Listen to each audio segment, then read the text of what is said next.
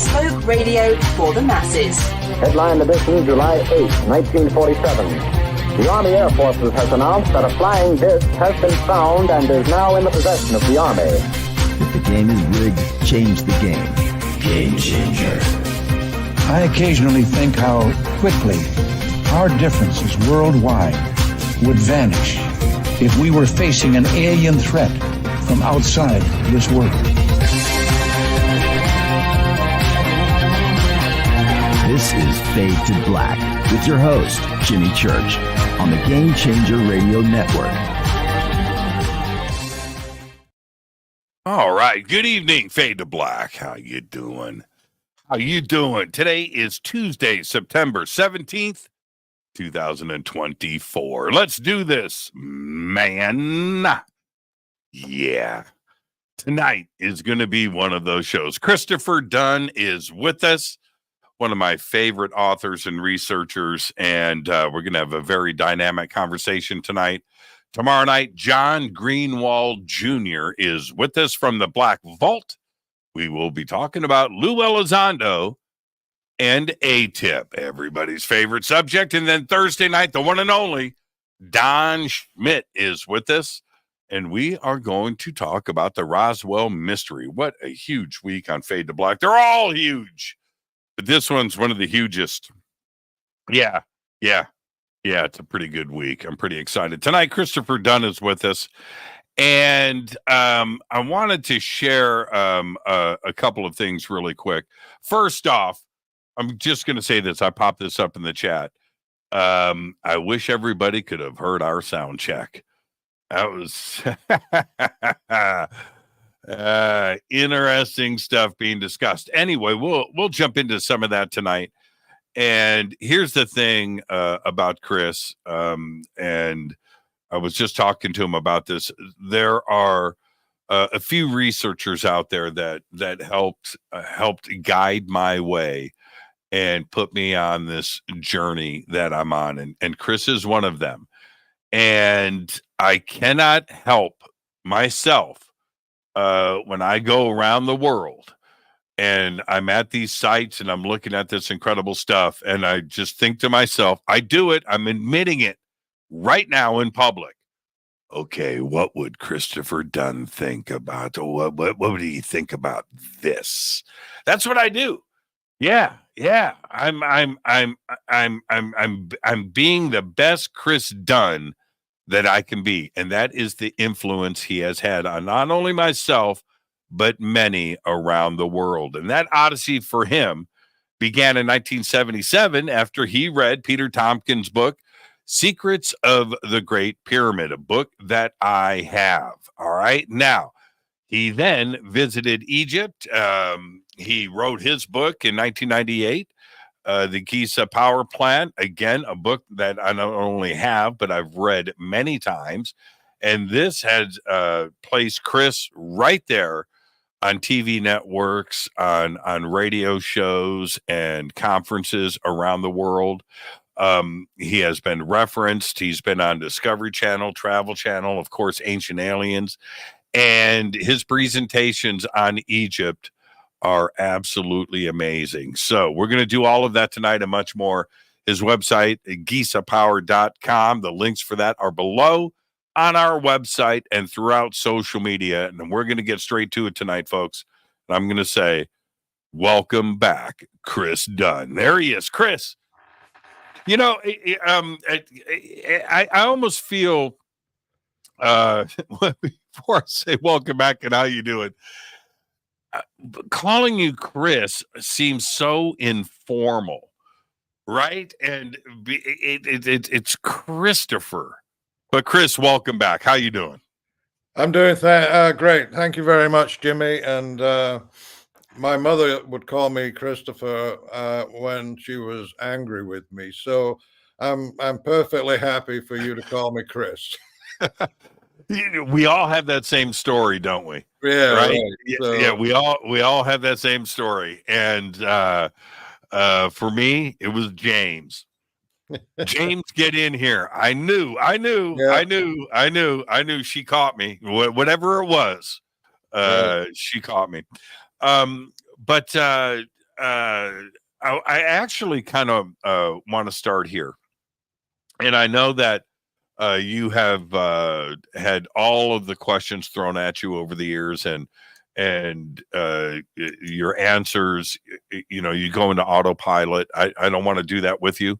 I hopefully I've never done that with you, but it's also because people want to know the answers to the fundamental questions. And I get that. So we'll do a little bit of that tonight, but I actually want to start here. When I entered the Great Pyramid for the first time, and let me back up before I finish that.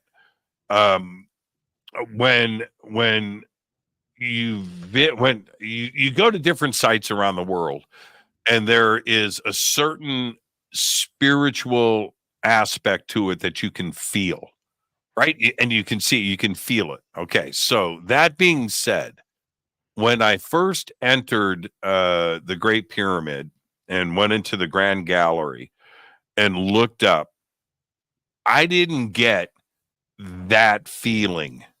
There was an absence of spirituality to me.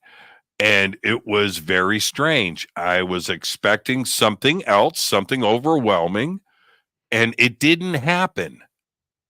Tell me about your first entrance into the Grand Gallery and the sensation that you got. Well, I'll refer to your experience first before I get into mine. But there may be something related to that, because when Paul Horn, who was a musician, a flautist, he played his flute inside the Great Pyramid, and they produced an album called Inside the Great Pyramid. And in a booklet that accompanied the album, this was on an LP. I got it back in the 70s. But in a booklet that accompanied the LP, he talked about recording the flute inside the King's Chamber in the Great Pyramid, and how resonant it was. The reverberation time was about 8 seconds, So the Q factor was really high there. And then he went out onto the Great Step and played his flute out into the Grand Gallery, and he reported that it was flat. So the Grand Gallery, while magnificent, physically an impressive architectural feat and an engineering feat, which is actually mind blowing, from a vibration perspective, it was pretty flat in terms of the resonance in that. But he noted that the sound that he was playing out into the Grand Gallery was bouncing around on the different angles of the walls, the ceiling, the floor, and focusing back through the passageway into the King's Chamber. The King's Chamber was resonating to the sound of his flute. So, that may explain your feeling too. It's an honest response to what you feel. I've had other reports where people have said that going into the Great Pyramid and going through the Grand Gallery, it has almost a feeling. It almost has an industrial feeling to it, in that it's not. It does not have the same impact on you as walking through a cathedral or something like that. So, and then my own experience, which was the question you originally asked, was I had already determined before going to Egypt that it was built for a mechanical purpose, for a strictly technical, scientific purpose. And so I wasn't expecting to be emotionally overwhelmed through the senses that you would generally would become activated when you are faced with a beautiful work of art or something like that. But it was more of a Cartesian response to the engineering and the measurements and what I at that time had theorized was the function and why it was built and how it functioned. So yeah, I think your observations were pretty spot on. I said once, and I'm not going to take this back. I'm going to stand by my original impression, and I said it had the spirituality of a Ford factory. That's what I said, and it came out of my mouth that way. And I thought to myself, no. That's exactly what it was like. Now, you go inside a massive factory, and you can appreciate the engineering. You can appreciate the size of it. You can appreciate all of that, but it's not a house of worship. Well, maybe to some, it may be. I don't know, but you know what I mean. And that was my first impression. And I'm okay with it. It's beautiful. Oh, there's no question about it. You see the engineering. Now I'm going to fast forward. I'm going to stay on the Great Pyramid for a little bit, and then we'll venture out in the conversation. The second time I went into the Great Pyramid, I did it alone. Okay, so I had the pyramid to myself. Yeah.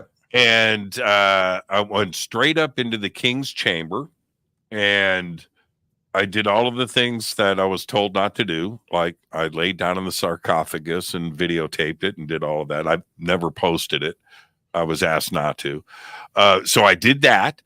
And then I got out of the sarcophagus, if you want to call it, whatever. I got out of the box.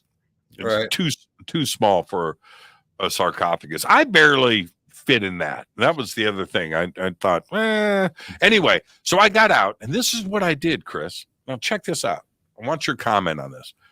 I went to the facing wall. Okay, so the entrance is behind me. Okay, so the wall, right? So the entrance is behind me. The sarcophagus is over here. I go up to that wall. I put my hands on the wall. I assume the position like I was being arrested. Right. Yeah. So I got my hands on the wall. You familiar with that? Yeah. Well rehearsed.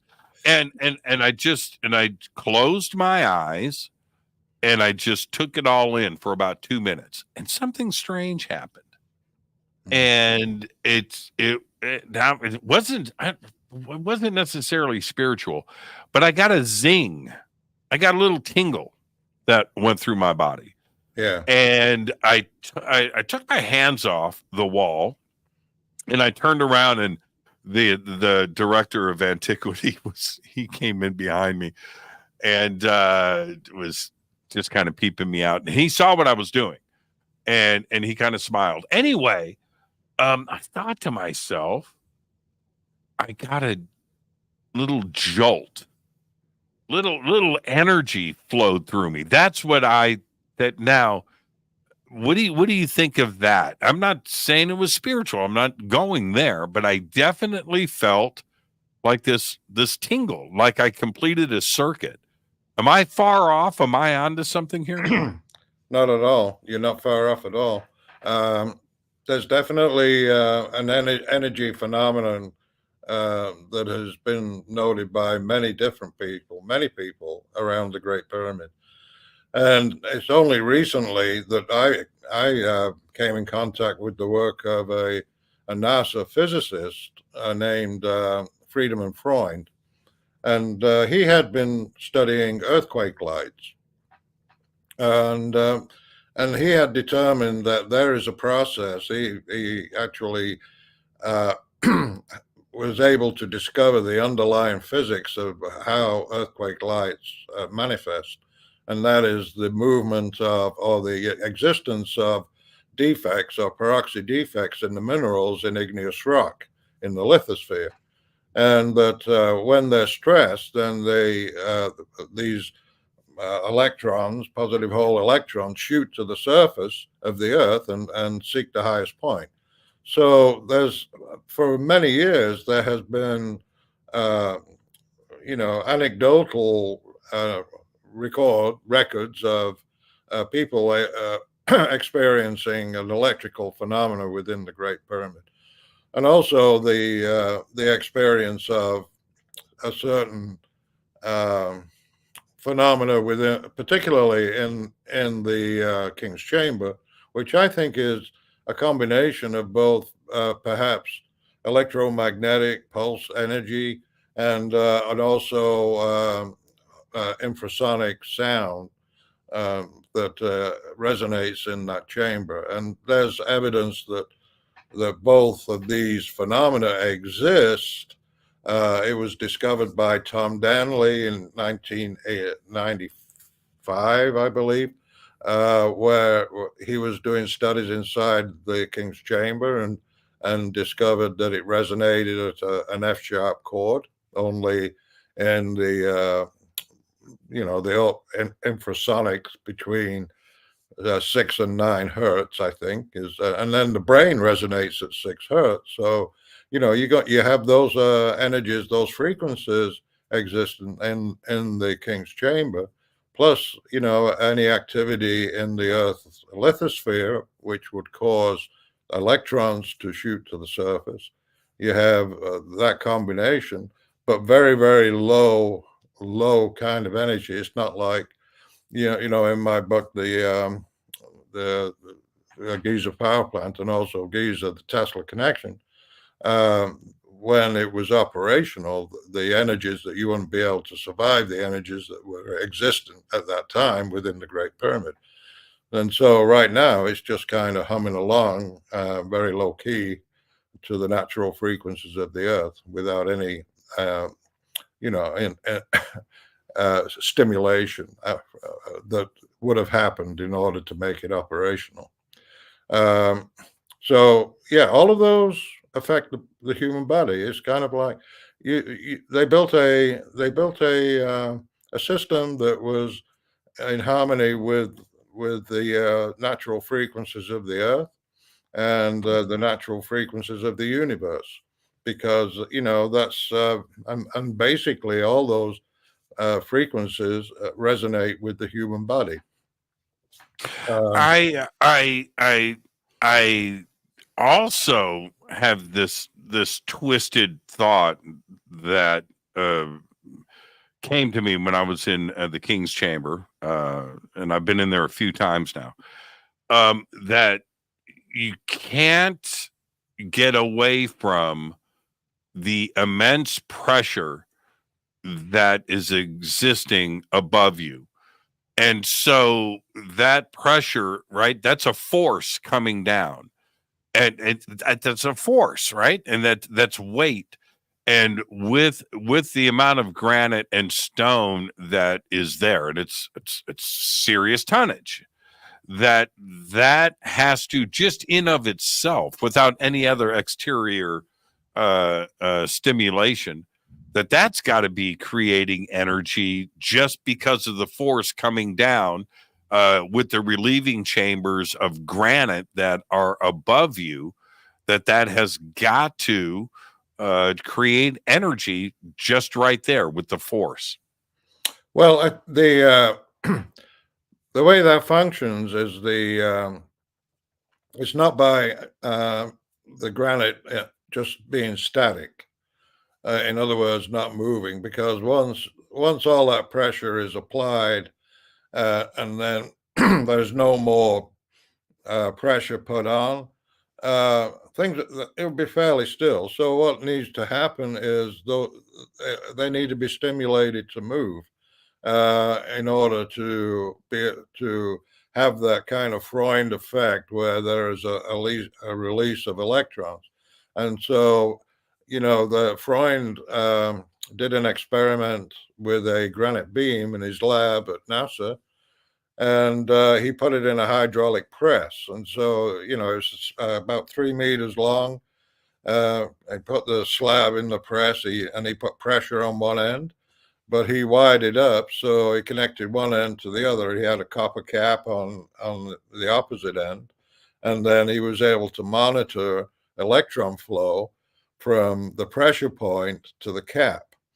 And when they put under pressure, and even after the pressure ceased, there was electron flow for quite a long period of time. Makes Uh, sense. yeah. So, but that was essentially to demonstrate and prove out his physics on the what was happening at the atomic level, where you have these defects in the minerals. And I think his discovery is probably one of the most important in the 20th century and 21st century, because, and he doesn't get enough credit for it. But he wasn't interested in. He had no thought and no idea that it will apply to the Great Pyramid or the other pyramids around the world, or that it may potentially be the answer to solving our future energy problems or energy needs. So, but still, with that assembly that you referred to, which have been misnamed, I believe. They've been called relieving chambers, but they are only holding up their own weight. They're not really relieving anything.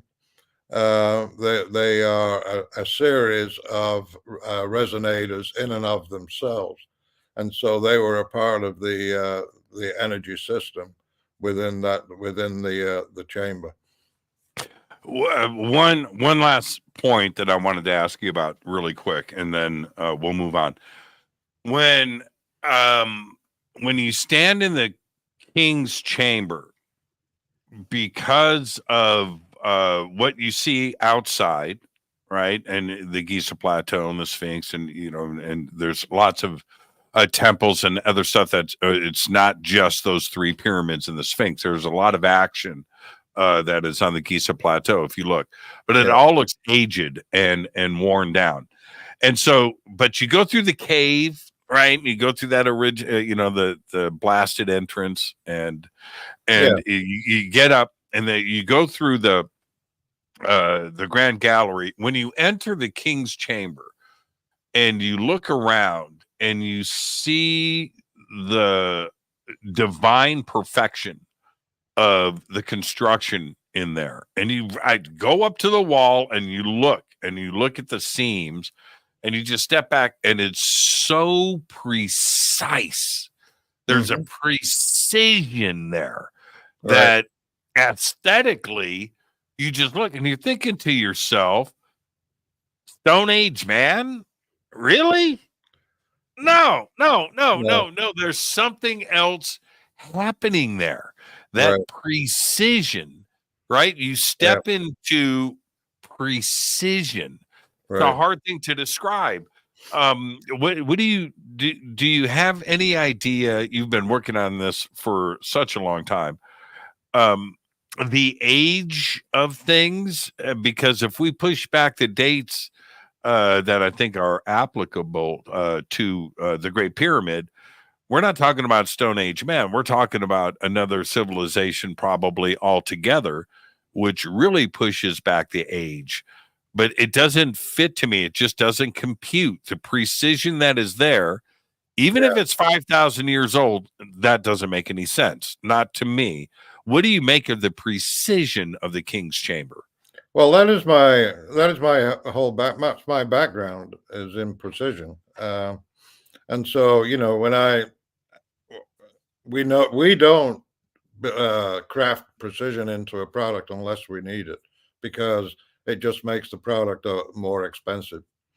And so when you go to these ancient sites and you notice the precision with which some of these artifacts were built, it takes you back a little bit, because it's contrary to the story that you've been told, and that there are absolutely no tools in the archaeological record that are capable of creating these artifacts. And so, yes, you do start to look further back in time, and even the Egyptians now, and they're more receptive to considering the pyramids as power plants or electron harvesters. They're more receptive to agreeing with the analysis of their statues, their granite boxes at the Serapeum, and also many other artifacts that were crafted with precision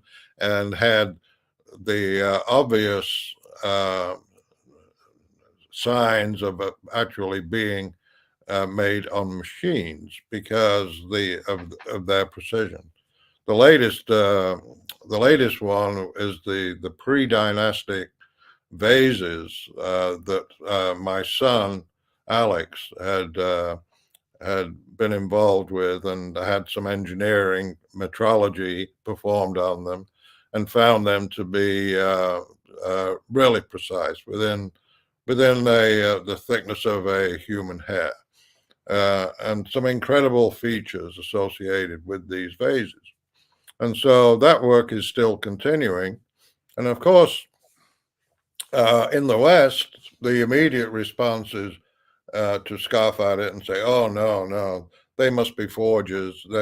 Forger is, these are made in modern times." When we have we have the certificates of authenticity, and also the provenance of them seems to be fairly well accepted. But on social media, people who don't know anything will talk nevertheless, right? And so there is a reluctance to accept them as being real in the West. Quite the opposite in Egypt.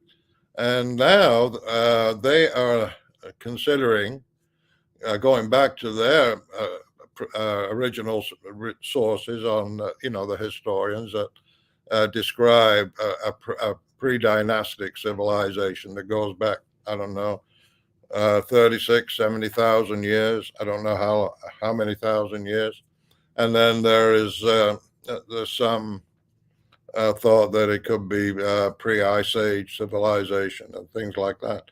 So I lean towards a prior civilization, and that when humans started to reorganize after some cataclysm, that reduced the civilization to the point where it could not recover, and so they started to rebuild, and then we send historians, archaeologists and Egyptologists into the world to try and rebuild our history and inform us about what went on in the past.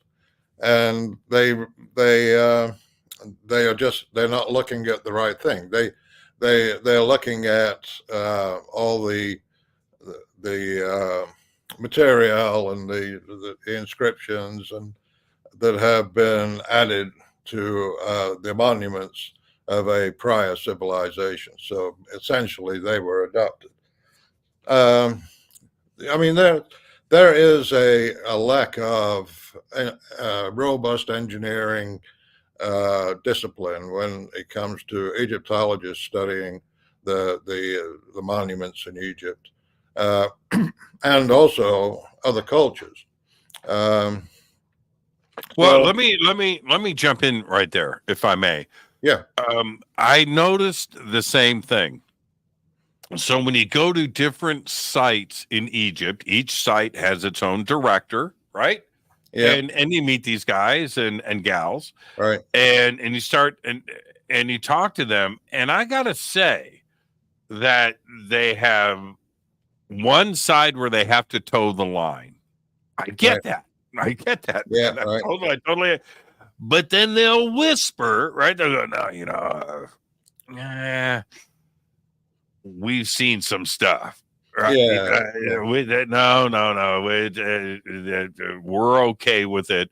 It's taking us in another direction. We have to stay here. I get it, but there is something else going on, and we can't deny that anymore. So you see this shift You know, Yeah. I don't know how much longer it's going to take, but it certainly wasn't like this 20, 30, 40, 50 years ago. It was not the case. And it's definitely changing. You're right about that. Oh, yeah. I mean, it's really quite remarkable the shift that has happened in just the last 15 years. Yeah. Well, okay. So this is a good, when I first, there's this new thing called the internet, right? It's pretty cool. Yeah, it's pretty cool. and yeah, Over here, right? yeah. And so I get the internet. Yeah, this is 94, right? And I get the internet along with everybody else. And I get my first search engine, whatever that was called, Alta Vista or Mozilla or whatever it was back in the day. And now I can search. And there was, and back then in 94, there was a few thousand websites, right? There wasn't much out there, but anyway, I find a website called Gate and Brink's Door. Okay. Oh, right. Yeah. Yeah. 1994, 95. I'm like, holy crap, what? And it was amazing. Now, so and then we had to wait for this Gate and Brink part 2, right? There was part 1 and part 2. And but what I didn't understand, and I kind of knew it, and I think that we all did, we knew that there were shafts, but Gate and Brink and the ability to get these little robots, into the shafts and photograph and do video, that was a really big deal. Anyway, what it did to me though, was it suggested a level of technology in the construction of the pyramid, because every stone layer, right, that's going up, you have to account for these shafts. Yeah. Right. You're building the shafts as you're building the pyramid. Right. Right. And these are that's the part for me from an engineering standpoint is crazy town. That is a level of sophistication I just couldn't wrap my head around. Yeah. So take me back to your original thoughts on Gate and Brink and their research, and certainly the door, because that was the whole thing. The robot can only go so far, and then they went back and drilled through it. What did you make of that original research? Well, I was working on the Giza Power Plant theory, and the rules that I set for myself, I mean, they say just follow the scientific method, right? You have to account for all the evidence. And then if new data it comes forward that causes whatever analysis or conclusion that you've reached regarding that evidence, it causes a question as to its validity, then you have to revisit it, you throw the original idea out, accommodate whatever you do. You have to be a slave to the evidence and to the truth, because that's the only way any theory could hold up. So anyway, all of this was very exciting because I'd been to Egypt in 1986, and that was quite a trip, because at that time I'd already formulated this theory about what the shafts, how they were performing, what they were built for, and but I couldn't get into the Queen's Chamber on that visit. That was forbidden. That was blocked off. But the evidence in the King's Chamber was very fruitful. I was able to take a photograph of the southern shaft before Gantenbrink installed a fan in it in 1993. And both those images are in my new book. And also, I was able to photograph the northern shaft. So as far as the Queen's Chamber shafts, the only thing that I knew when I was written my first draft of my book was that they had there was information in Piazzi Smythe's book, and he did a very detailed description of the southern and northern shaft. They didn't know where they went, because even though they had searched the outside of the pyramid to see if there was an exit point, they couldn't find one for the Queen's Chamber shafts, even though they did find the exit points on the King's Chamber shafts. And so you have those 4 shafts. They're a bit of an enigma, and in a lot of minds they're still an enigma. And there's still research going on and information being gathered from inside the shafts, and that will continue into the future. I think there's going to be a release of information, perhaps this year, maybe next year, by the Supreme Council of Antiquities, but I'm not sure, when that release will be. But anyway, as far as my history with it, I had described those shafts as being channels or conduits for chemicals that came into the chamber and mixed to boil off hydrogen. One of the things about those shafts was that they were not connected fully with the chamber. That's another mystery. I mean, today we go in there and look at them, and they're open. But when earlier explorers went into that chamber, you wouldn't be able to see them, because they had not been discovered yet. They were discovered in 1872 by Wayman Dixon. And so that discovery and his opening of those shafts allowed, at least an inspection, an observation of the inside, and some notation by certain authors like Piazzi Smythe. So one of the things about the theory that I presented was that the reason for the shaft not penetrating fully through into the chamber was that that was being used as a kind of like a filter for the passage of the limited passage of chemicals, rather than a full bore, full flow into the chamber. It was just like a trickle, but it was metered and metered in that only a certain amount would pass in a given time. So it was regulated. Same with the northern shaft that was discovered at the same time. Now, when Gantenbrink came along and he sent his robot up there, Upuat 2, he called it.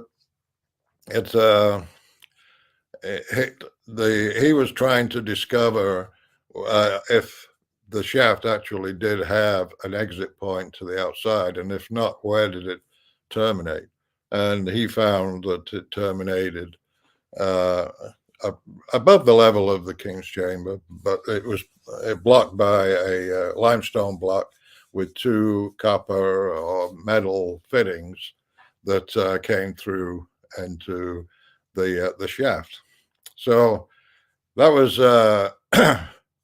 was confirmation to me for my theory, in that I had some knowledge about fluid switches, and so when you cover 2 electrodes and electricity is passing from one to the other, and then the fluid level drops, then that electricity ceases to flow. Then you can signal for the pumping of more chemicals into the shaft. And so that's what I described in the Giza Power Plant. The function of both those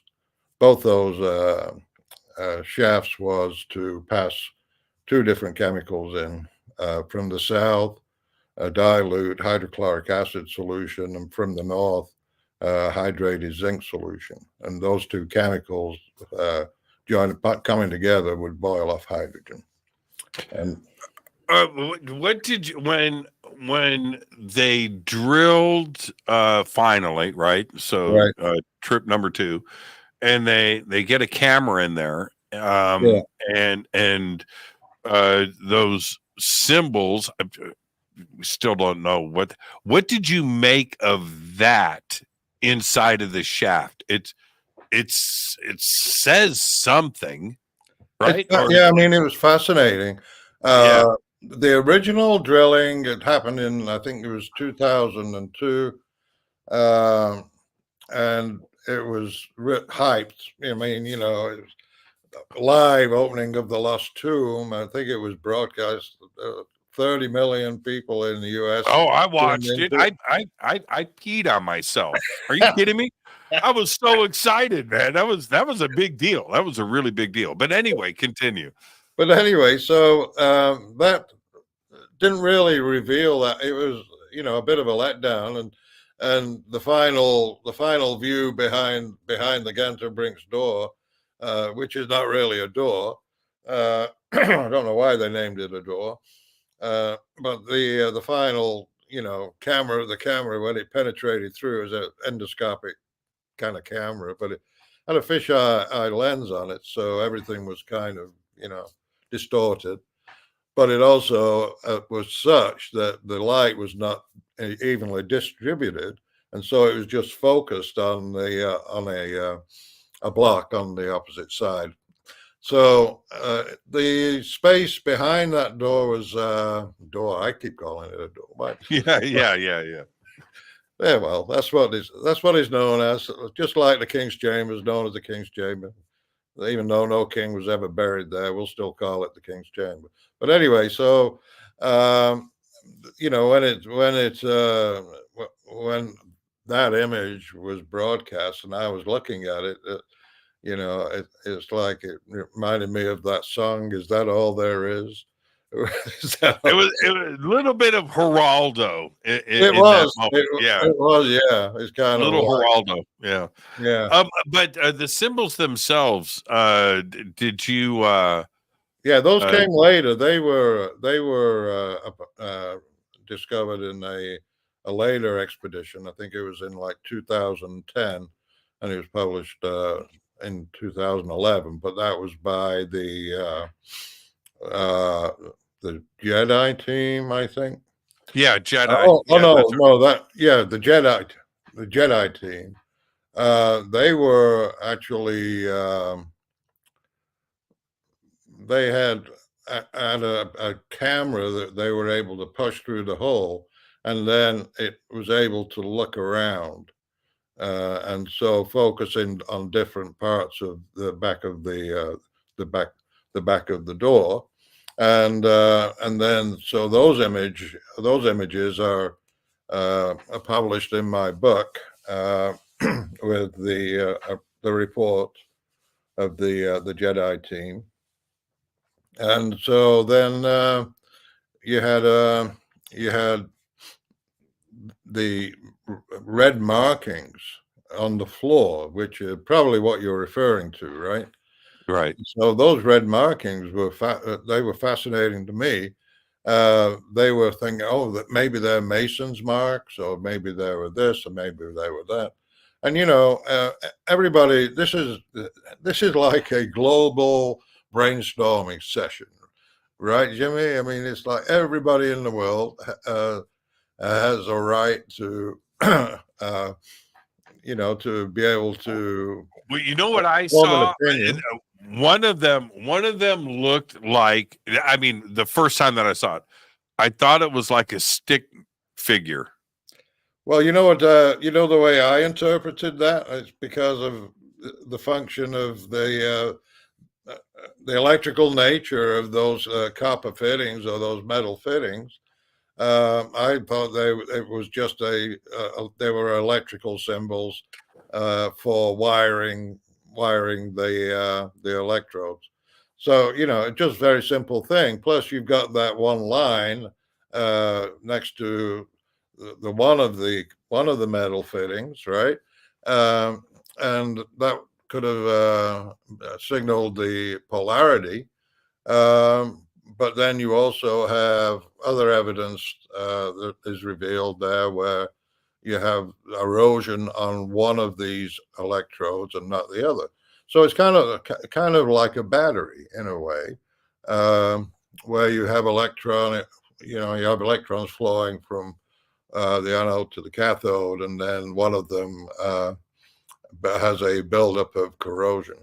The same thing on the pins in the northern shaft. The Pyramid rover that actually did the drilling in 2002, they sent their robot up the northern shaft and came to, because there was a question about where that exited or where it ended, and they found the same conditions almost at the end of that shaft.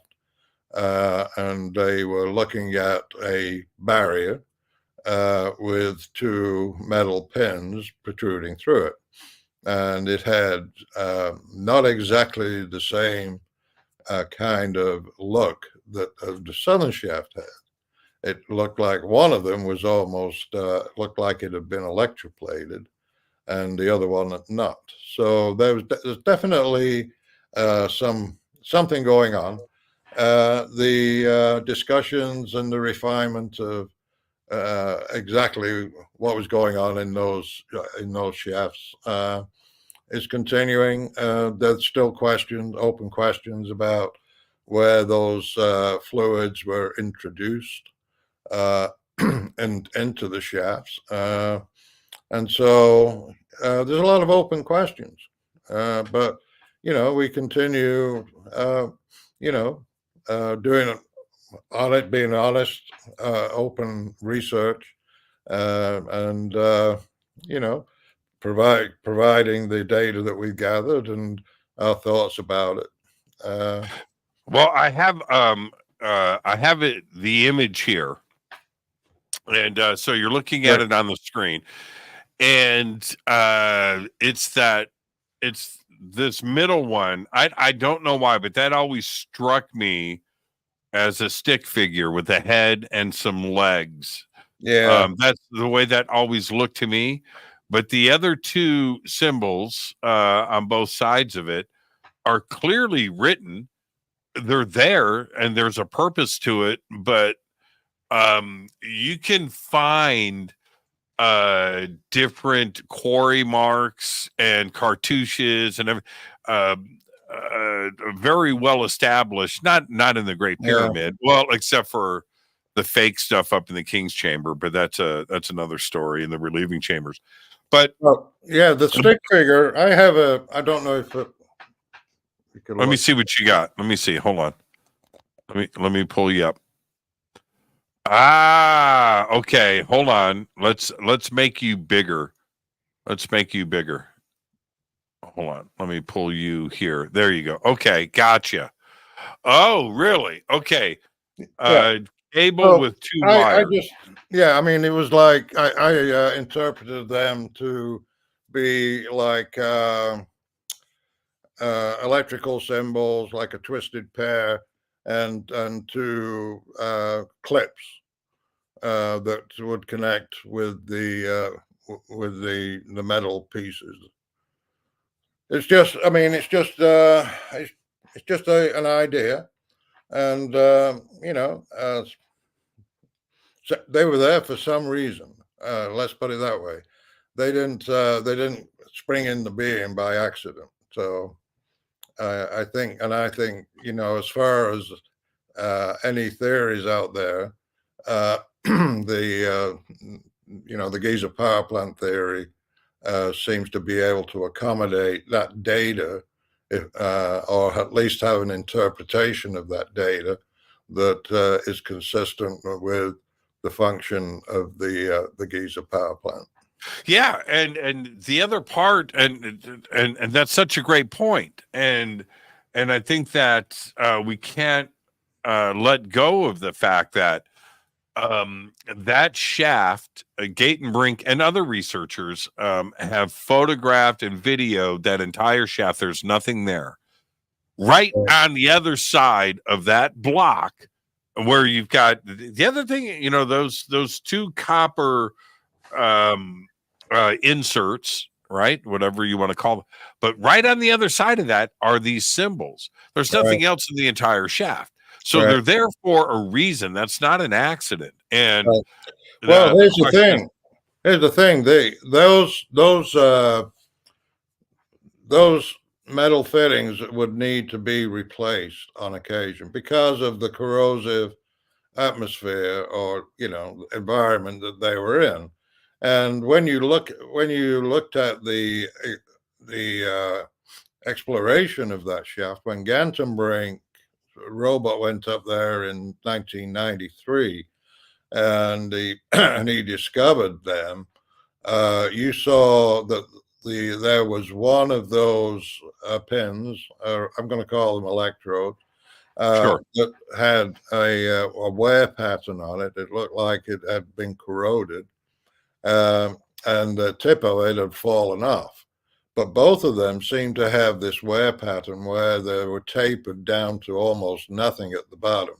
And so when you consider that if you have like a corrosive chemical, and that corrosive chemical is continually dropping and rising and drop like the tide, then the lower parts of those electrodes would be immersed for a longer period of time than the upper parts of those electrodes, and so therefore it would be they would be a tapered wear, so to speak. So that makes a lot of sense. And because there's two ways to look at this. If we look at the situation weather-wise on the Giza Plateau today, very dry, very arid. There's no moisture anywhere. There's nothing. It doesn't exist. Right. And then when you look at the drip, I'm going to call it drip. Can I call it drip marks? Does that even that doesn't even sound legal?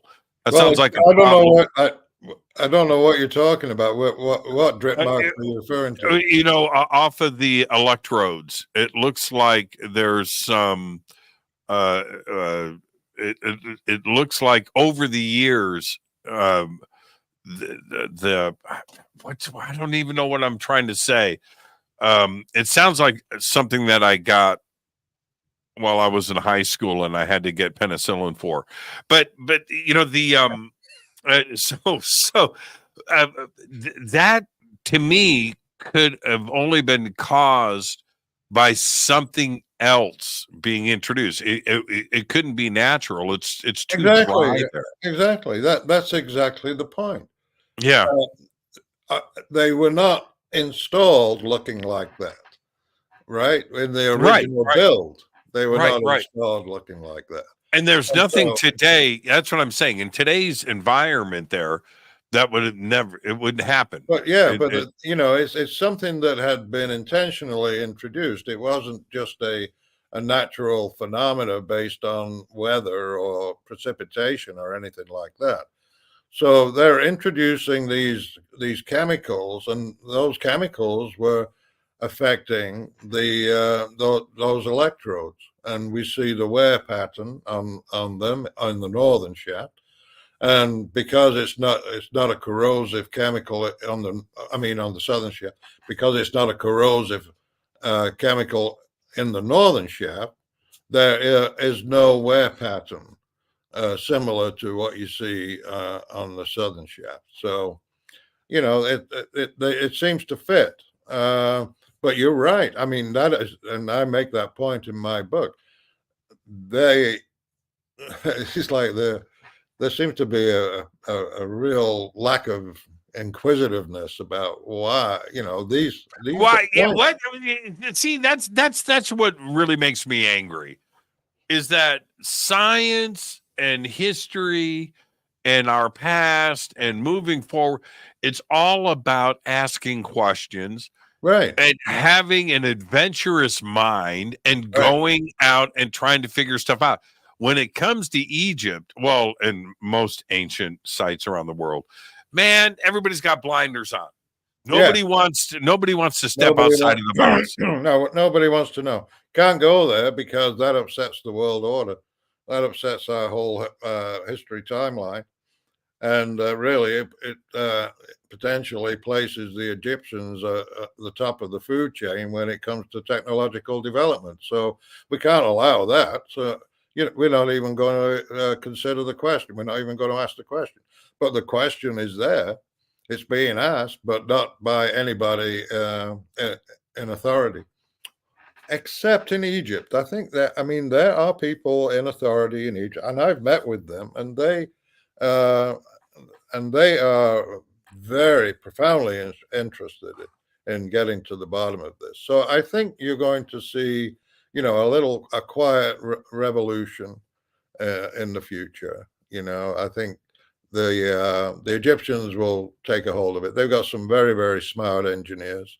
I have been working with one engineer who is, his name is Ahmed Adli, and he has become extremely popular in the Arabic-speaking world through his videos that he's created on the ancient artifacts that I describe in my book. So he decided to challenge my observations and conclusions, and went around to all the artifacts that I had examined and did his own measurements. And so, that's and then created all these videos, and the Egyptians absolutely love them.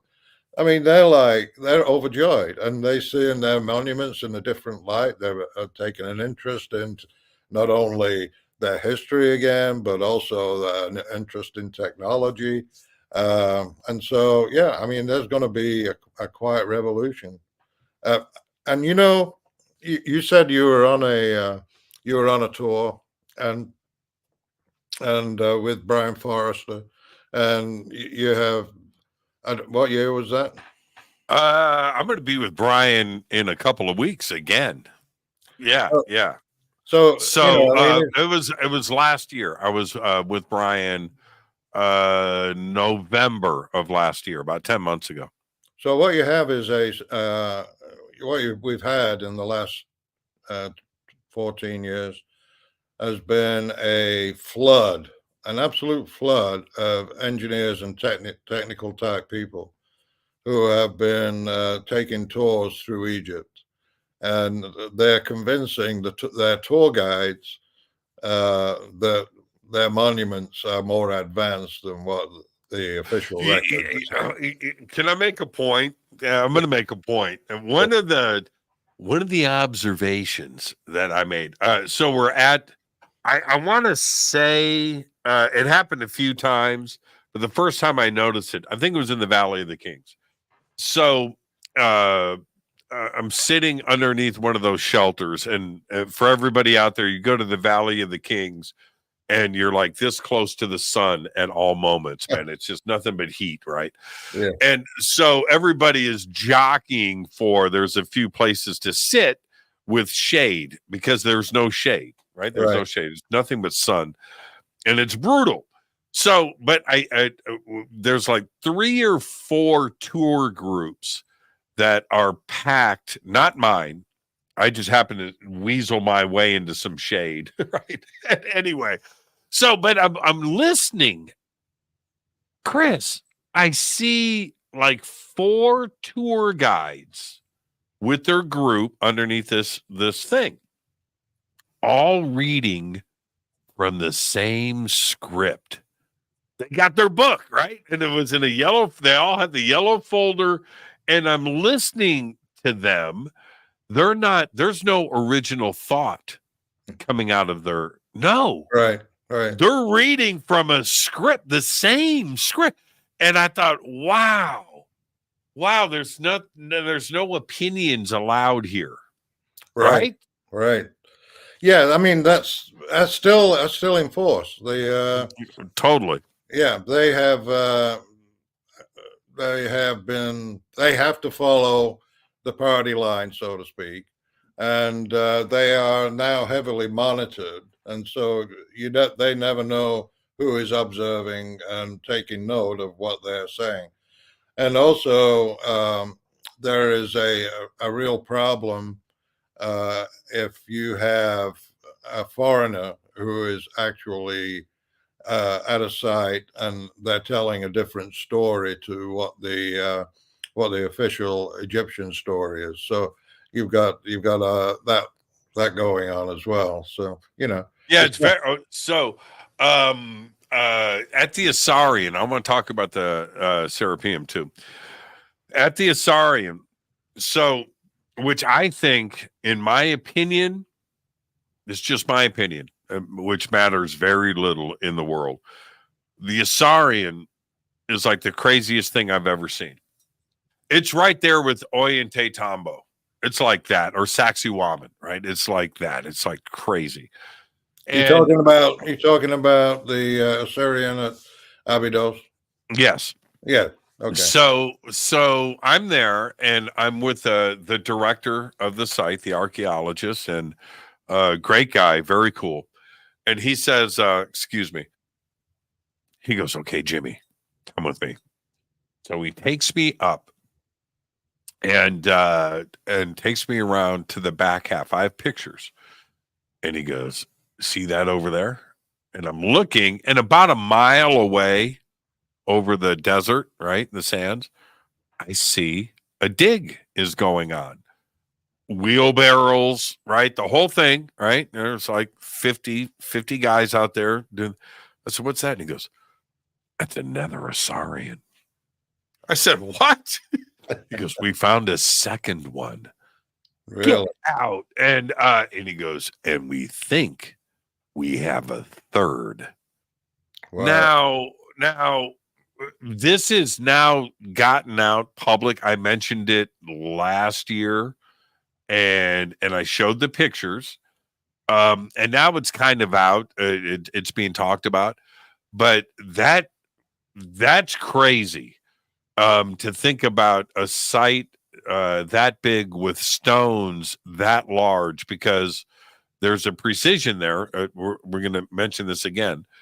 And this is why I want to bring up the Osireion, because how is it possible to level, to make something that flat? Now, I can make something maybe that's this big and you want to make it flat. I get that.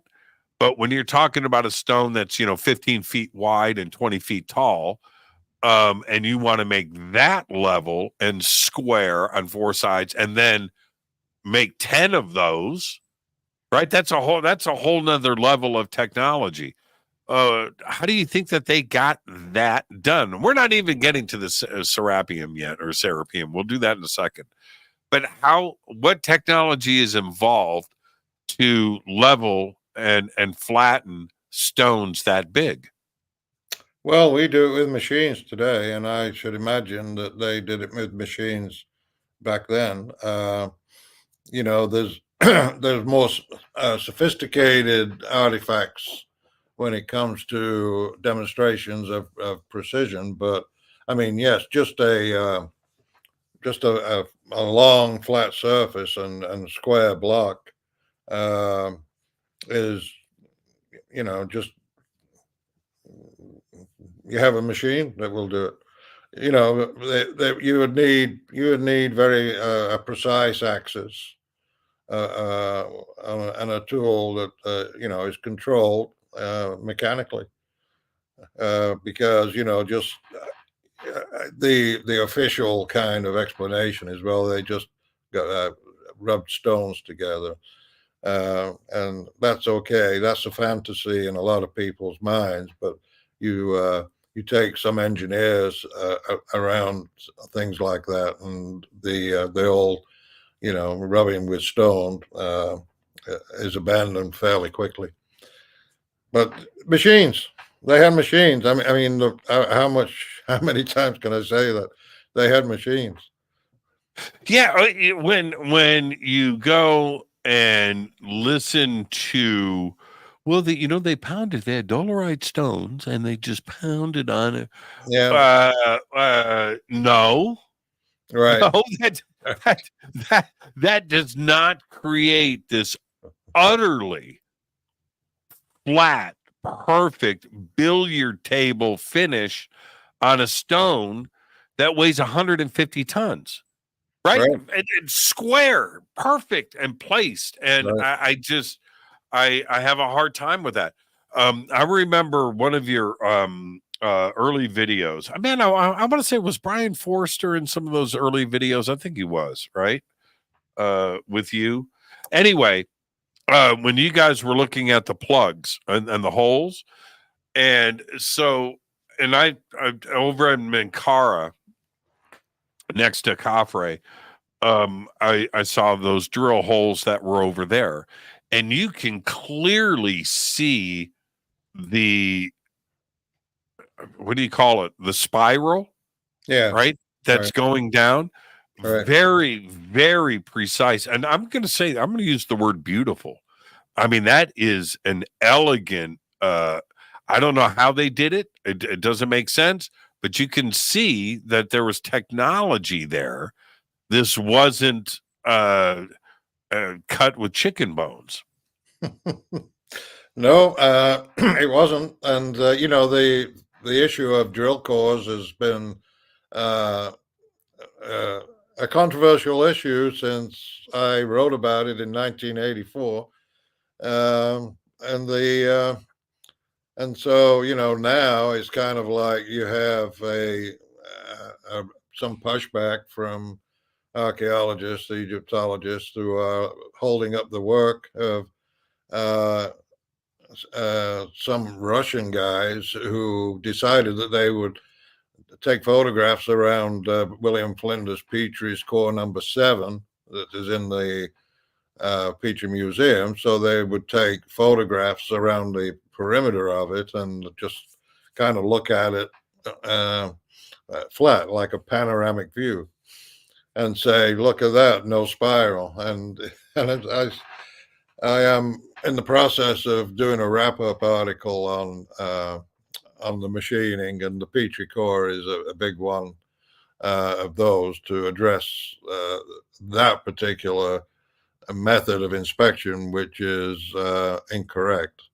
I never thought anybody would take it seriously, but anything to dismiss the idea that the Egyptians were more advanced, more technically advanced than what we've given credit for.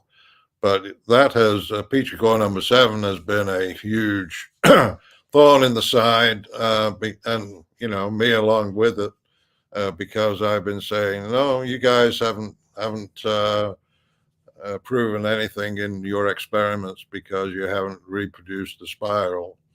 And so, because there have been experimental drilling with tubes, copper tubes and sand, and but they never are able to produce a spiral. And so their answer to that is, well, we'll just say the spiral doesn't exist, and essentially call Petrie and myself liars. Well, wait, see, here's the problem with that. If they were using copper tubes, first off, red granite and copper don't mix. Just forget that idea. It doesn't make any sense. Well, anybody, you don't have to stop with it. Yeah, stop with that. Stop. But we would have copper tube drills all over the place because they would be going through them like water. Right. Yeah. You follow what I'm saying? We would have. Oh, I know exactly what you're saying. That is the response. Any normal, intelligent person would look at that and say copper drilling granite, but then they respond, well, no, it's not the copper that drills the granite. You put some quartz sand, and it's the sand that abrades the granite, and that's how they did it. And it's like, well, okay, so you can abrade granite with copper, and you charge it with an abrasive and go at it, but you can't create the spiral, right? And so then they come up with this method that they're going to take that core and cut it up into pieces and lay it flat and then photograph it, and it's like, oh, look at that, no spiral. So in my article, I've got, when is a spiral not a spiral? Yeah, Right? right. When is a Right, spiral? right. When is a spiral not a spiral? Well, when it's cut up into little pieces. But it's so I photographed. I went up to one of these holes, and I'm looking at the spiral, and I photographed it, and then blew it up, and went and just looked at these images. I have them somewhere. I took so many of them of different holes, and looked at that spiral, and it's so impressive. It's so impressive, and it's so perfect. It's not. If I was to cut it, it would look nasty, right? well, It would look amateurish. This is perfect, and the spaces in between the spiral, right? And you can just count it. It's perfection. It's yeah. The thing is with the one that I've been studying, the Petri core, it's not perfect. Actually, Petri described it as a drunk screw. And so it's kind of like it meanders around a true path, but it ranges between like 50 thousandths apart. The pitch is 50 thousandths to about 120 thousandths of an inch, but it's not a precise spiral. It's a very interesting piece. It's got more going on with it that needs to be explained, and it's definitely not been explained yet. Now, I'm going to ask you some fundamental questions just for me. I've never asked you this stuff before. One of the things that I'm still struggling with is the distance between. Now, this has been talked about a lot, but we need to get to the actual issue here. The distance between Aswan and the Giza Plateau is about 500 miles. Okay. We've got two ways to get there. You got the Nile and you got the desert, right? That's it. There's unless they flew it, and then we can add air, right? They flew it there. But when we look at those blocks in the relieving chamber and in the king's chamber, where we are talking about 50, 70 to 100 ton blocks that were quarried in Aswan and somehow made it not only to Giza, but up 200 feet, right? That Right. Chris, I struggle with that. And what are your ideas behind it? I think there was a lot more going on. I mean, I think we're just scratching the surface right now, and we don't allow ourselves to really think in a creative or more imaginative way because of the constraints put on us by society or by history or by people in authority or whatever. But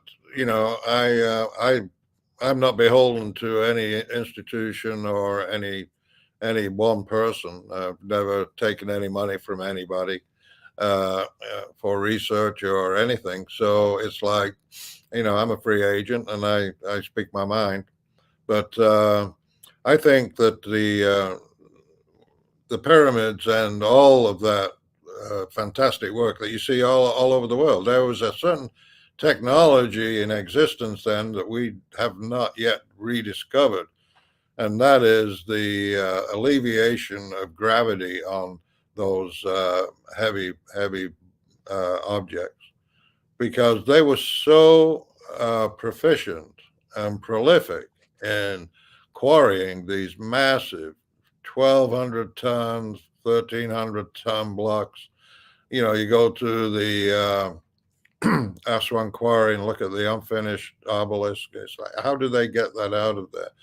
There's so many mysteries, but there's one, and that is the efficient transportation of those blocks, because the story that we are given, where they rolled these blocks on rollers, or they had them on sleds and they slid them along on the desert and then brought them up on ramps. I mean, that is just childlike thinking. I mean, it's like, it's like children playing in a sandbox, coming up with those ideas.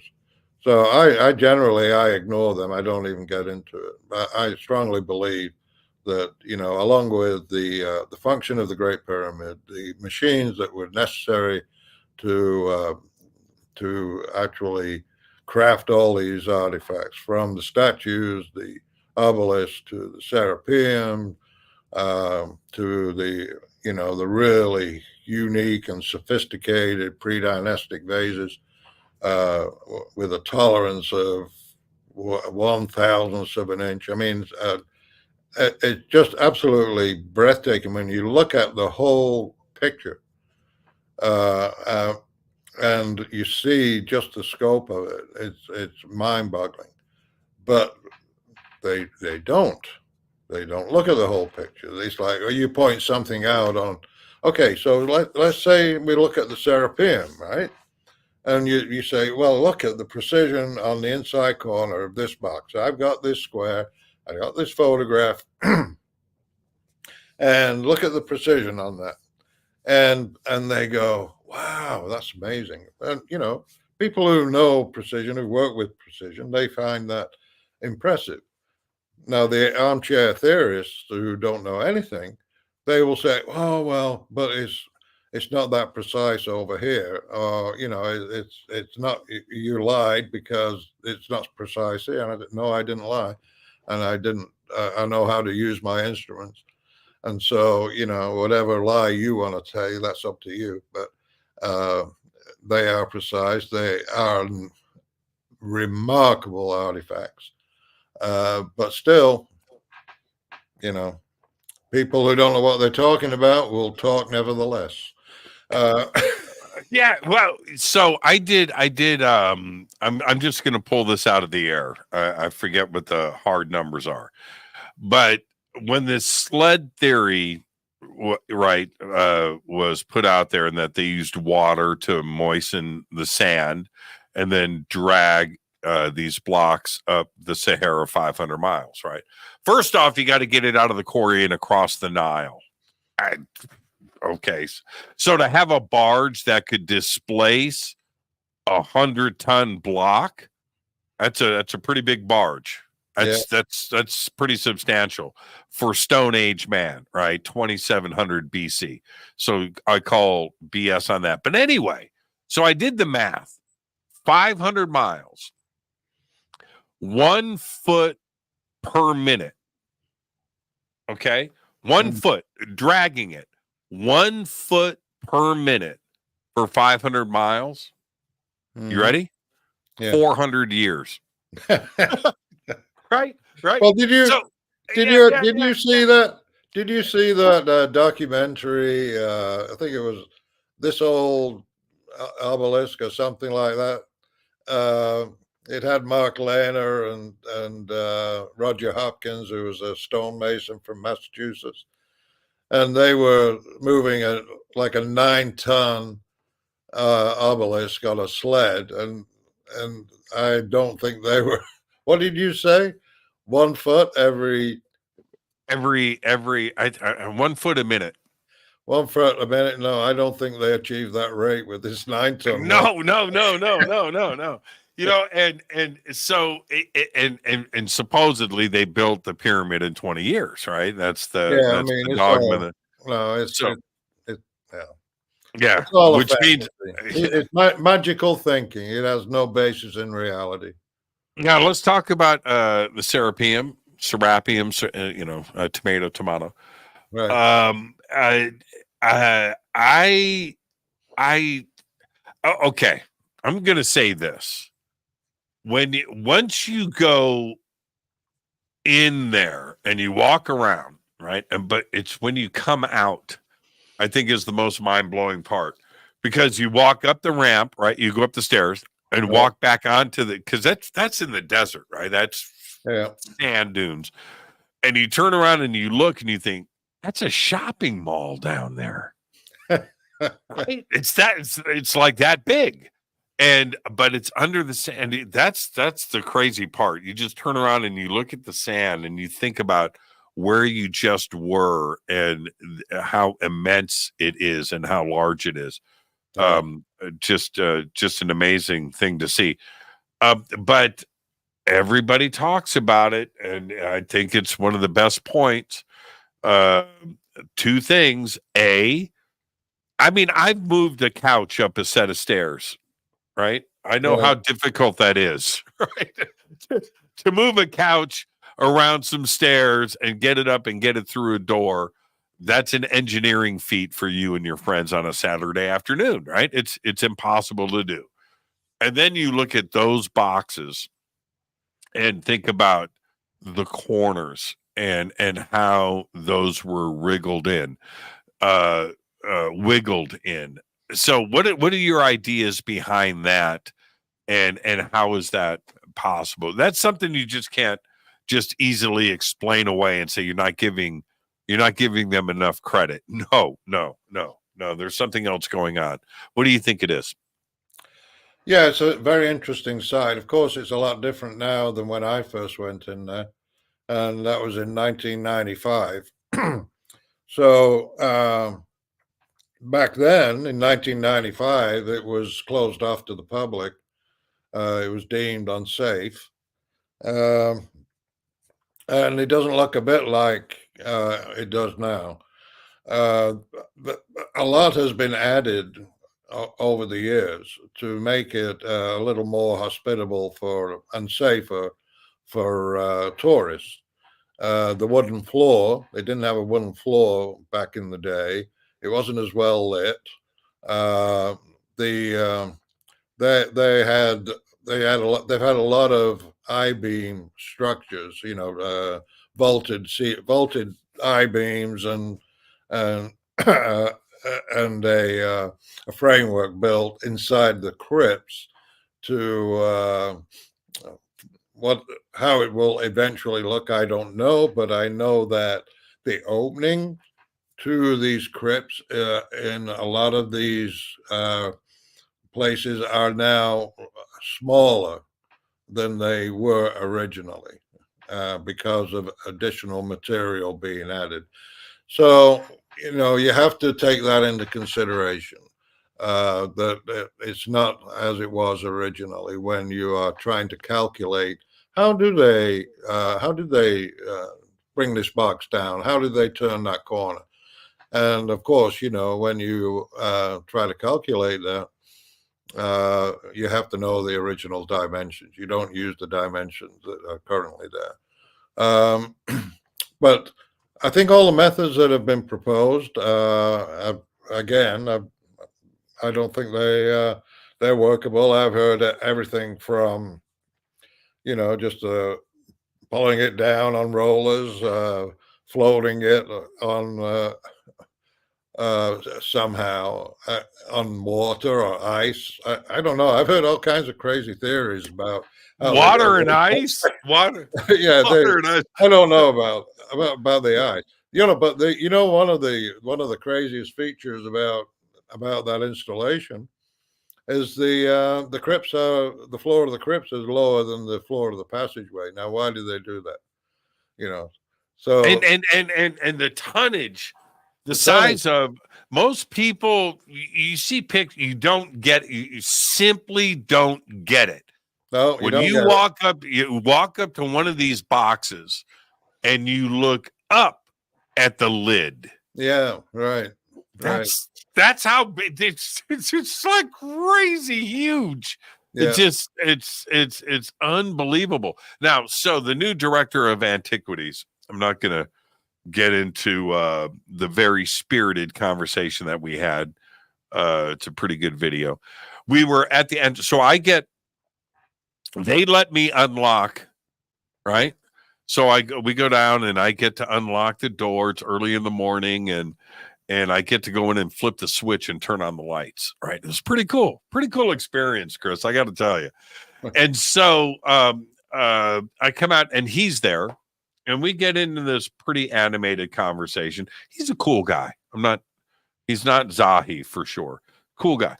Anyway, I said, look, man, come, because at the entrance they have a box there with the lid. I said, explain to me how that lid is moved. He goes, oh, it's simple. You just get a little piece of wood and you wedge it in there, and then you put water on it. And then it expands, and you put another piece of wood in that's bigger, and you put water on. I said, no, you don't. Right? I said, no, you don't. No. I said, explain that to me again. And he goes, you get a little piece of wood, and then some water, and then another bigger piece of wood, to the point where then the lid could lift up. I said, dude, that thing weighs like 50 tons. You're not wedging a little piece of wood. It was really funny. He was laughing with me. But you know what? He's got to stick to his story. But we had like 50 people standing around us listening to this conversation, and we all had a pretty good laugh.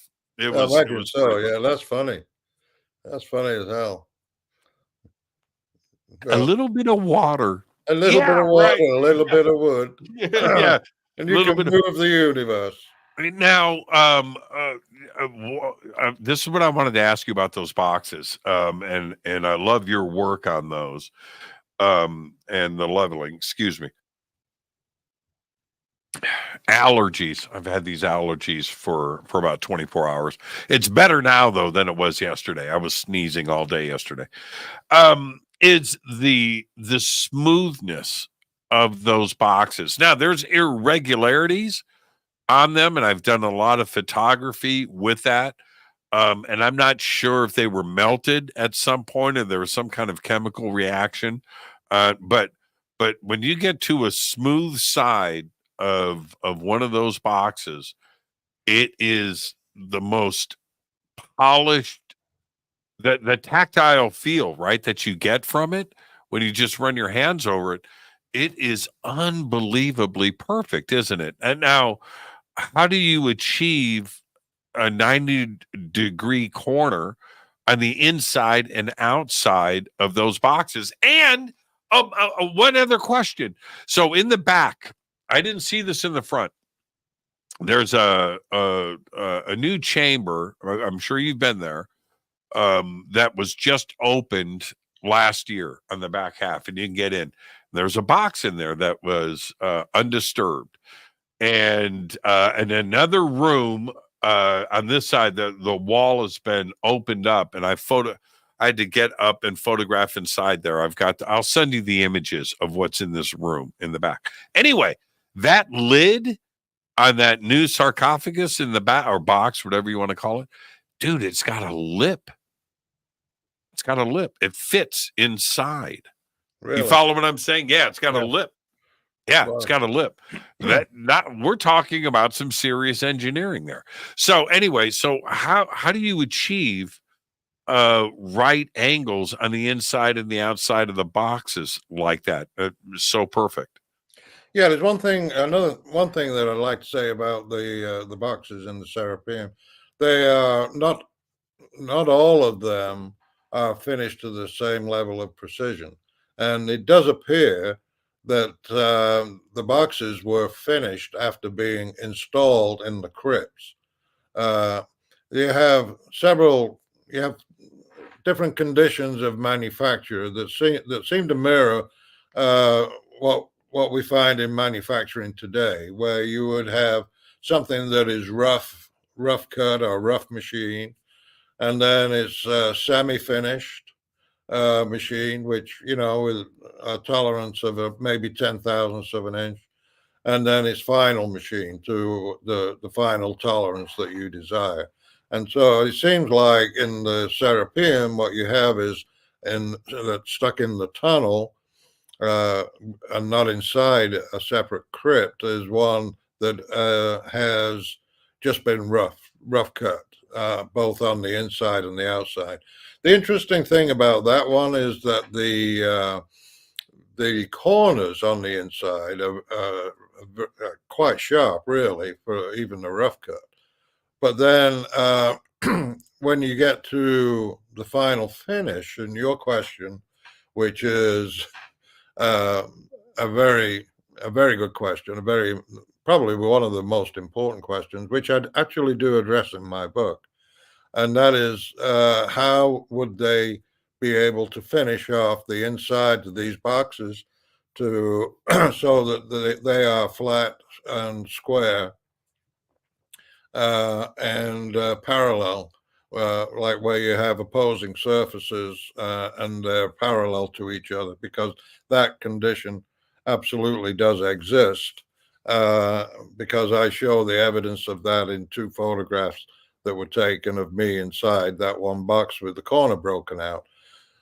Now, because they were finished on the inside the facility after they were installed, I proposed that they had finished the top of the boxes and made those flat, and then a structure was attached to the tops, to the boxes, and those flat surfaces were used as ways along which a carriage would move that held a vertical axis that actually had like a grinding head or something like that was tracking orthogonally to the inside surfaces of the box.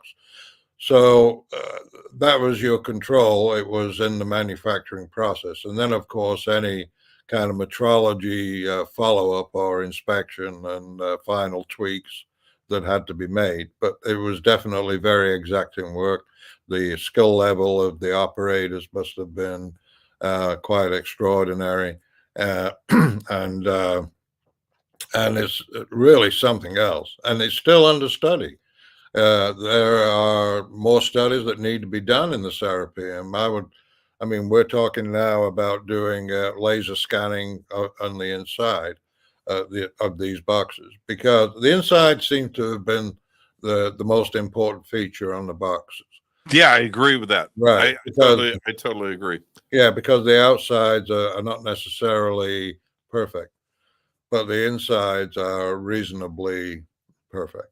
Yeah, reasonably smooth and very smooth, yes. And so, it's a fascinating site.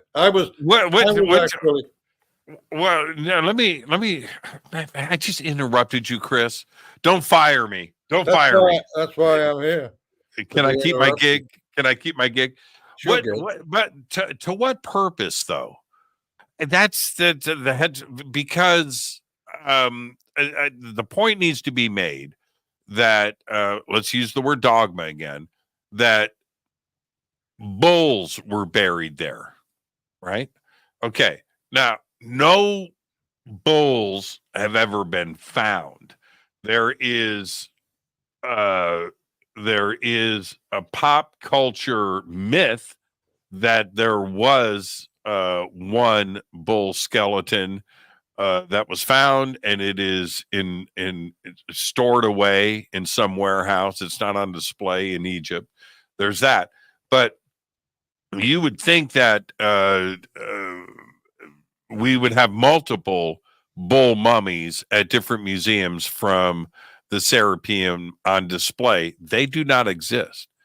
So if that is the case, those are the facts. So if that's the case, to what purpose was the Serapeum built, and what was the purpose of these ginormous boxes, which again just defy explanation? The boxes themselves are what, 8 to 10 feet wide, 20 feet long, and 8 feet tall with a lid. 13 feet long, about 8 feet wide. Yeah. About 7 or 8 feet tall. But the as far as the purpose goes, everybody has a theory, and it might surprise you to learn that I have a theory also. But you do. It's a very interesting site. I've always puzzled about it. I've been in the company recently of a few very insightful, talented people. One of them an engineer, Eric Wilson, who is now living in Egypt, by the way. But Eric worked in aerospace, and he had also had some experience in with crystal technology, crystallography, and stuff like that. And so he offered the idea that they were used for growing crystals. So I thought that was probably one of the best suggestions that I've heard. I mean, we don't know. Nobody, unless we got, build a time machine, go back in time and find out. These are just ideas. They're just theories. And so they go out there for discussion. Some people will scoff and dismiss it. Other people will go, well, maybe, but we don't know. So it's fun to speculate. And so this speculation involves the idea that the facility was actually a very, very high-tech manufacturing facility, and that it was basically an installation that created very, very advanced materials and artifacts for high-tech use. Now, that takes us above and beyond any other kind of limits that I used to put on myself. I'm kind of stretching the envelope even further now, as if I didn't stretch. You didn't do that before, right? So I'm stretching the envelope even further now, because I'm looking at the past and throughout the writing of my book, it was about examining our technological past and history, what technology has brought us to this moment in time, and what technologies will exist in the future. So even in my lifetime, what's going to be around in like another 80 years. And when you compare the advances that we've made in the past 80 years, I mean, it's just breathtaking. So, it's like, I was kind of positioning myself right in the middle of the past and the future, and trying to look at it from a more science fiction-y kind of perspective, where you do kind of stretch your imagination, and that's what science fiction is about. It's where you look at trends, you look at technologies and what's existing in physics, and try to project how that is going to be employed with technology devices, how it affects culture and things of that nature into the future. And so that was my mindset when I wrote the book. And so as far as the Serapeum goes, and I got the vision of a installation that just blew my mind, and it involved a technology that was described actually in the 1986, 87 by Eric Drexler, and he wrote the book called The Engines of Creation. And the Engines of Creation, he describes the additive manufacturing process as opposed to the subtractive manufacturing process, where today most of manufacturing takes place where materials are founded, they are poured into molds, they're stretched, they're formed in presses to create different shapes and sizes, and then they get sent to manufacturers. The manufacturers, they machine them, they drill them, they do all the other processes, say for creating a jet engine or something like that. And so his proposal in his book, which is absolutely fascinating, Engines of Creation, you should get that. It's an amazing book. But he wrote that with the use of nanotechnology, he described what he calls universal assemblers, which will actually eliminate all the subtractive processes, because the technology will be that these nano assemblers, these universal assemblers, they will build structures from the different atoms, from the atoms up. And so they will be able to construct like a jet engine or a rocket engine, and without any waste at all. And they'd be able to do it in a way that is is lighter, stronger, more efficient than any other method that you could use in conventional manufacturing. So that is a kind of a really kind of advanced and futuristic manufacturing method. But when you consider the expense of creating one of those boxes, you have to ask yourself the question: what return on investment were the builders expecting? Because to create one of those would cost an enormous amount of money. So what was the return on investment? And so I look at futuristic answers to answer those questions. Well, just to let you know, I just ordered Engines of Creation, so it'll be here in 2 days. You'll enjoy it, yes. Yeah, I got this new thing called the internet, and you can order stuff. No kidding. You know, I've heard of a bookstore online that you can order books from. You can do it. It's really that. You should try it. You should. I'll send you instructions. Send me.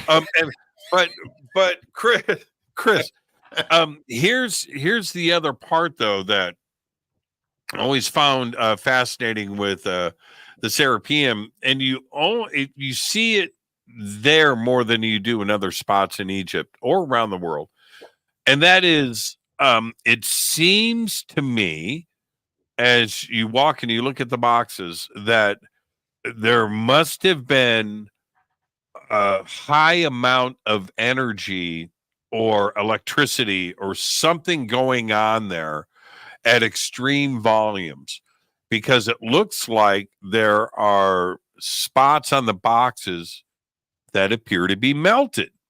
And so why would you, if you're finishing the box in situ, right?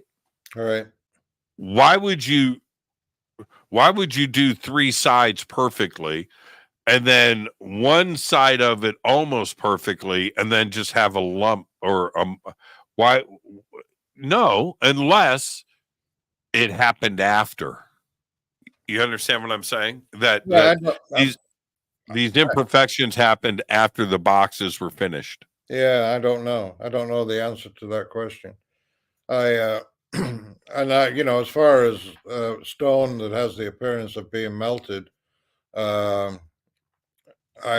would not assume that that stone had been melted just by a visual observation. I think it would need to have samples cut and cross section, and it looked at under a microscope to see. Yeah, I don't know what. Look, you've got one job, and that is to make this box smooth, right? You got one job, and you can't pull that off. Now, I've gone down in there, just like you, and I've looked at those areas with these imperfections, and there is hieroglyphs on them. So it looks like the writing was done, the inscriptions were done, and then it was melted. I'm using the word melt. I don't know, but you can see the ripples in it. Now, like I said, you've got one job. You make this flat, and then the scribes come in and they're laying this stuff out in chalk or whatever, right? Mm-hmm. And then they go in and they carve the inscriptions, mm-hmm. and and there can be no mistakes. You can't make mistakes, right? There's no mistakes in hieroglyphs. This is all done with intent. but yet you have these imperfections in the box and on the lids that just don't make any sense. It's like out of place. Yeah, I've got a question pertinent to that, and that is, when the engineers and craftsmen have completed their work, how soon after do the scribes come in and apply those hieroglyphs? Is it the day after, or 1 week after, 1,000 years after, 10,000 years after? I have that same question all over Egypt. Yeah. It applies to everything, right? Yeah. And so you go, and when you look at something like the Serapeum, Serapeum, it's such a great example of that.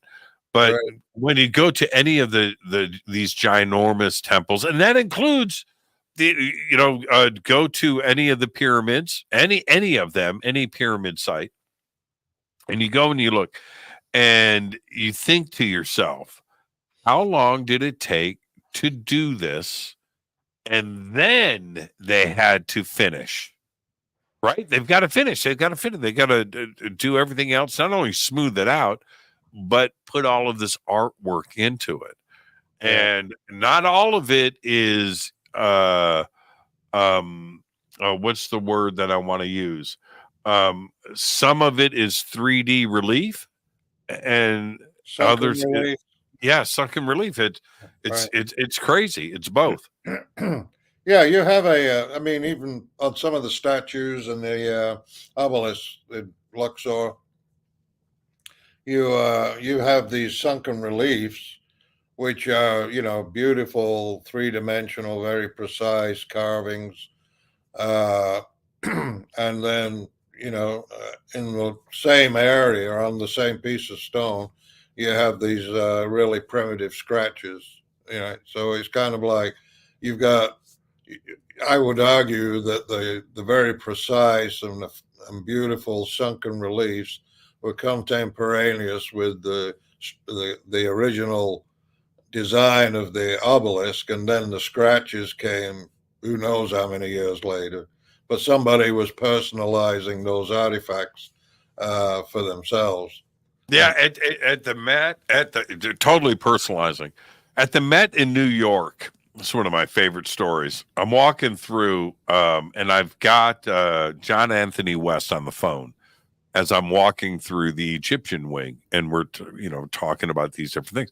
And I step up, and they have this red granite stela.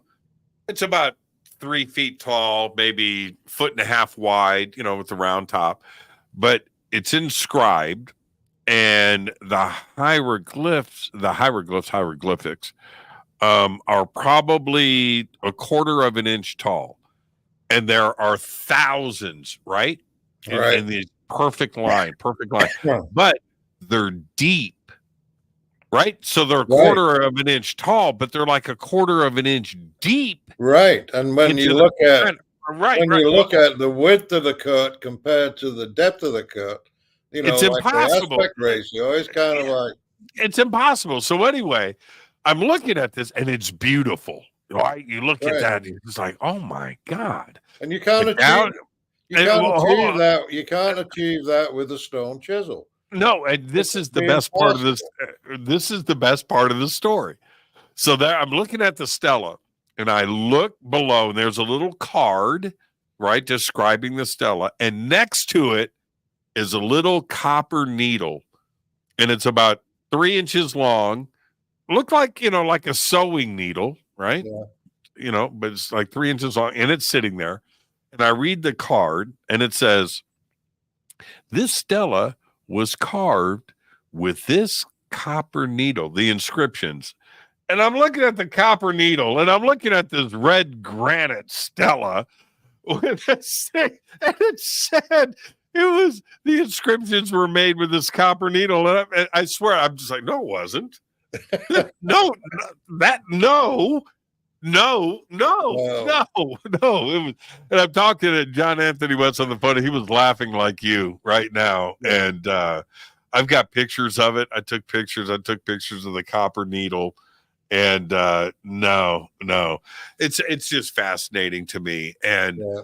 I don't know, Chris. It's been your work and others that have clearly demonstrated that there was a technology that was used, and I'm not suggesting, lasers and 3D printing and I don't have those answers, but what we are being told and what we are being taught, that part is not the truth. Right? I don't know how it's done, but we're not being told the truth. Well, yes, and I think I don't think the people who um, are telling those untruths are intentionally lying. I think they fully believe what they are saying. They totally believe it. So I wouldn't accuse them of lying. I would just say that they are wrong, and they will be wrong probably until they die, because you're not going to upset their little apple cart. Uh, but the younger generation, future generations, this work is already having a huge impact in on the earth. And so, if you want to be on the right side of history, then you have to follow the evidence and the scientific method and become more Cartesian in your thinking, I think. Uh, and because the thing about Descartes is his meditations on doubt were self-directed, and it's kind of like is the skeptics today who will direct their skepticism towards anybody with a new idea, but they will not question their own ideas. And I would say, yes, exactly. Well, let's end on this. Let me ask you. yeah, You've certainly taken your share of shots in the back over the years. oh my God, yeah. Yeah. And how do you manage that? And you have to deal with it. You don't have a choice, right? But how do you deal with it and accept it? Well, you don't follow a path like this and expect not to be attacked or not to have your work criticized or anything like that. And so, I engaged with discussions on message boards between 1995 and 2003. And it was clear at that time that I wasn't making any headway with, a lot of the debunkers, professional debunkers. And so it's kind of like it's like the modern media, modern social media, its effect on our culture, what has happened. And one of my observations has been that, we have a generation of people who are accessing the internet and social media that basically they're just behaving normally as anybody would have in the past without the internet. They are learning new things and exercising their intellect and sharing their ideas, sometimes not in the most positive way. But you have with the facilities that Google offer with their web pages, a person can pretend to be an expert on a subject and invade a message board and start pontificating about anything under the sun. All he has to do is open up a Google web page. So this is just the last few months I've just kind of come to the realization is that you can't stop that, you can't control it, and it's kind of like you have to look at it as say a builder would look at it, because the the old sidewalk superintendents, Jimmy. I mean, you're familiar with those, right? Yes. Sidewalk superintendents, they love to stand on the side and watch a building go up, and then you have a certain sidewalk superintendent. They call them kibitzers, and they're the ones who are gesticulating and yelling at the crane driver and directing him or shouting at somebody on the building site, telling them that they're doing it wrong, or something like that. But they're just noise in the background, right? And it's their nature. So you're not going to stop them. You can't. It's going to continue to happen. You just have to continue doing your work. But I mean, in terms of for my work, right? You go into an automobile repair shop, and the mechanic. You may see a sign up on the wall and it says the mechanic's rates. Okay, regular rate $75 an hour. If you watch, $100 an hour. If you help, $150 an hour. If you worked on the car before bringing it in, that's $200 an hour. Something jokey like that, right? It's just like you have to rely on the experts, and so there's a lot of because Lost Technologies has become such a huge draw and has become so popular. It's attracted a lot of debunkers who try to make themselves out to be experts, but they're not, and they make a lot of mistakes. But the thing is, I was like, well, you need to go out and correct them, and I was like, well, if I have to cruise the internet 24/7, trying to correct every misinformation or wrong information that somebody has said about me, I wouldn't have anything else to do. And then I look at it this way: it's kind of like you just have to learn what neighborhoods to stay out of. I mean, we're all raised, right? It's like we're all raised in the world where we live among a variety of people, all lovely people doing their thing. But we certainly know what neighborhoods to stay out of. And so that's basically how I handle it. I don't dip into the comment section on YouTube videos, and I don't engage in debate on any social media site. So it's just that's the only way to move forward, and I think that's a really good lesson, not only to learn but to share with everybody. I pick and choose what I want to go and check out, like you said, right? What neighborhood I want to go into. Everything else, I don't care. Right. I focus on the show. Right. I ask the questions of guests that I find interesting. And I do another show the next day and the next day and the next day. That's it. Anything, whatever. No, I just don't have that negativity around me. I don't care. I don't. No. Right. Say what you want. Say what you want. Look, hey.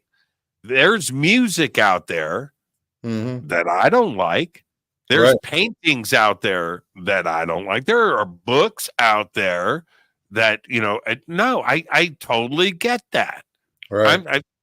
So yeah, that's it. That's the only way to move forward. It's too easy. I make this comment all the time. Would you come over to my house as a guest and sit at my table and eat my food and talk to me with that mouth that you run on social media? Because I'll kick you out, right? But for some reason, people think that you have some kind of right to talk in a different way, that you wouldn't do it. You wouldn't do it with your kids or your family. Oh, I know. No, I mean, it's really. I think it's a really difficult transition stage that we're going through, and I look at it this way. When you look at the introduction of technologies over the years, and the effect that they've had on society and on culture. All new technologies have an impact, and there's always a disturbance around their introduction, going back to the Industrial Revolution and the Luddites, who didn't want these efficient spinning looms being installed in factories, right? And so there's that Luddite mentality and fear of technology for replacing jobs or just changing in general. And it creates a lot of disturbance. And so, I remember when television was introduced and families would get into fights on what channel to watch, right? And then that quieted down. And then the introduction of cars and the road hogs, and that seems to have evolved to, and at least in our culture, it's not as bad as it was when they were first introduced. And then now the internet, that has probably been the most disruptive technology that we could have ever imagined in so many different ways. Yeah, so many different ways. It's so true, though. What do I need a car for? I have a horse. Right. What? A light bulb? I've got an oil lamp. It lights up the house just fine. I got a cartoon that I saw on one of the social media sites, and it was a room full of stick figures with candles as faces, right, as heads. They had candles. It was full of candles. Then there's one guy who's leading a stick figure that's got a light bulb instead of a candle, and then you've got the gallows in the distance that he's taking him to the gallows. I love that. Yeah. Hey, Chris, thank you for the conversation tonight, and just an amazing conversation. We've got your website up in the chat. Everybody, it's in the description below. It's over on our website. But and of course, Chris's stuff is all over Amazon, and you can do that too. I just ordered Engines of Creation, and guess what the suggested next purchase is? What? Giza, the Tesla connection. It's right here. It's right underneath Engines of Creation. Really? Yeah, right here. I didn't know that. Acoustical science it's right here. Chris, thank you so much, my friend. Always great having you on. I always learn something. You're the absolute best, my friend. Behave and be well. I look forward to our next conversation. All right.